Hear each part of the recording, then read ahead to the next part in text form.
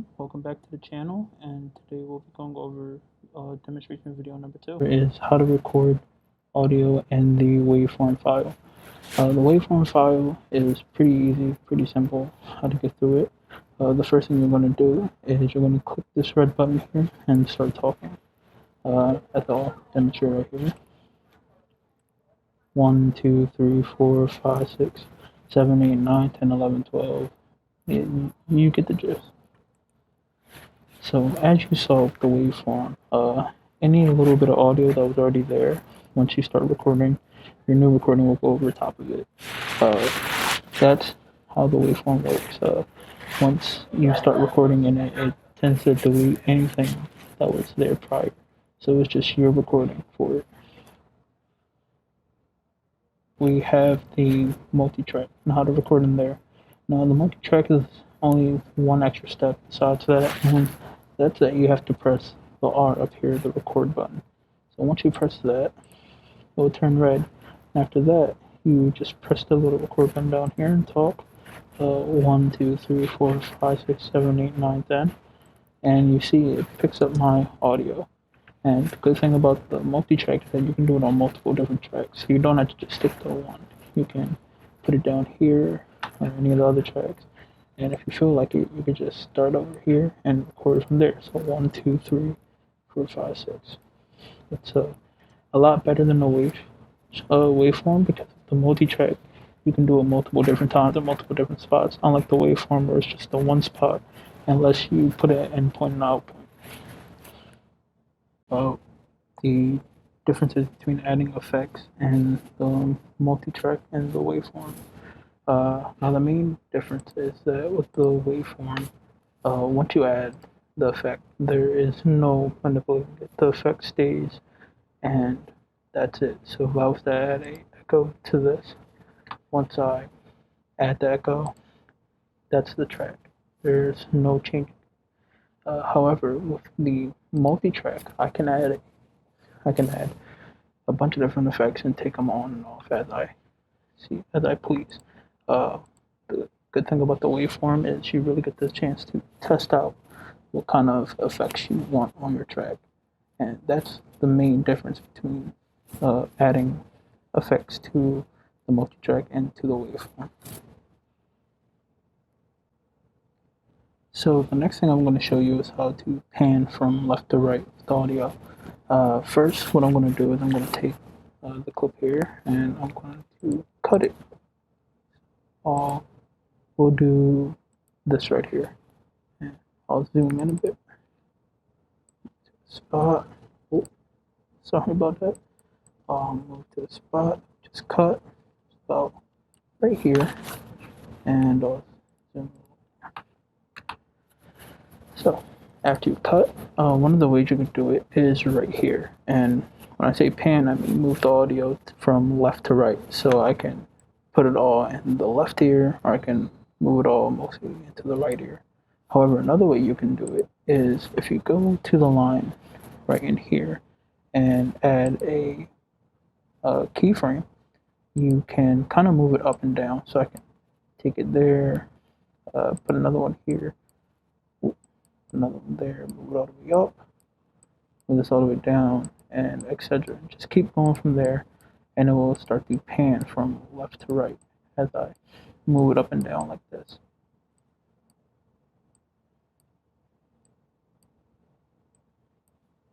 That's how you do it there. Up next, we're going to go over how to do a stutter effect. So what you want to do is you want to find a part in the audio that you really like that you want to repeat. For me, it would be this part right here. So I'll go back a little and create my endpoints and outputs. After that, it's really just a matter of copying and pasting it. So you would copy it and then just put it right behind where you think it would go best. So put it right back there, but I'll put it there. And then you just kind of do that repeatedly for a little bit. And paste it again. Just kind of do that repeatedly for a bit. And if you really like what you've done between the clips, what you can do is you can bounce it and put it down onto another track. So that's what I'll do. I'll grab all of them real quick. I'll cut this so it's by itself.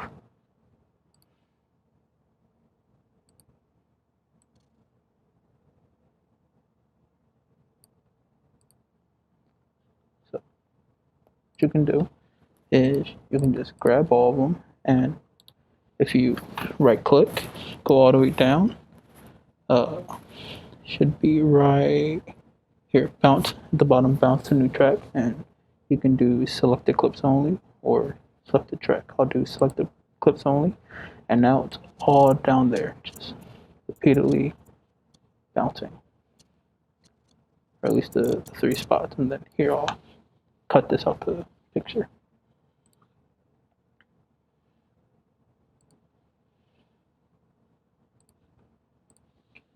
And boom, all 3 bounces right there. And then if you really want to just have fun with it, you can loop it as well. So you right click again, hit loop, and now for that it just repeats it constantly. So it'll just be a repeated loop of this constantly. As you drag it on, just a repeated loop constantly of the same sound. I'm also going to show you guys how to work with the levels. There are 2 ways you can do this. One way being in the mixer, but first I'm going to show you just the easy, simple way to do that, and that would be to mess with this yellow line right here, or mess with the volume. I like to do the yellow line because once you place the keyframe down, you can make it pretty easy to just move it around, have something like slowly fade in, slowly fade out, and it's almost like messing with the pan at the bottom. Just one method of volume, one move it from left to right. However, another way you can check is through here, the mixer. And the mixer is really cool because it has a bunch of different ways you can just focus on one part or just make sure it's not super loud. So if I press play, you'll see it gets really loud in the red over here. So, and we don't want that. So what I'll do is I'll single out this one because this is where the red is coming from. And what you can do is you can go to right. And once you hit right, that means that once you adjust the audio, it's going to stay like that for the remainder of the track. And you can do this multiple times to get it right or fix it how you want. So I'll press right, and I'm going to lower it down, and the audio will start to lower. And it will be like that for the rest of the track, essentially. So I'll press pause, and it'll turn to touch. And that's just showing you that the audio has changed and that it's no longer like the original. So if I press play again, you can see that the bar starts to move down and the audio moves down with it. So it's not as loud as it was before. So lastly, what we're going to do is we're going to show you how to edit a video file and an Audition and then send it over to Premiere. So what you have right here is the video file. As you can see on the bottom screen over here, that's the video that it gives us, and this is the sound. So of that, I'll just do something simple, like I'll add keyframes to the audio, just mess with that. So I'll bring it up and down.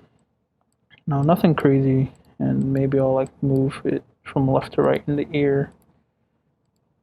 Like I said, nothing too crazy. And once you're done just editing all of that, what you would do is you would go over up in the file, go all the way down to export, go to multimedia mixdown, and do the entire session. So you would do that, and you would want to go over your settings. So for me, I like to make sure my things are in the desktop so they're right there, easily accessible. You can put it wherever you feel is most comfortable for you. And after that, go all the way down and hit OK. And now that that's exported, you would go to Premiere. Wait for my Premiere to open. Go to Premiere, go to New Project, name it whatever you need to name it. And you would simply just import the two. So I'll import, I'm gonna find it. Go here. I'll import the edit and audition. Yep. Make sure you have your tracks and everything located, which I can do. So I'll do that real quick.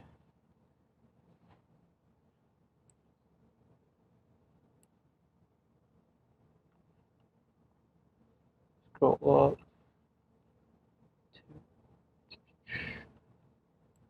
Give me a sec to find it. Sorry about that. Here. Okay.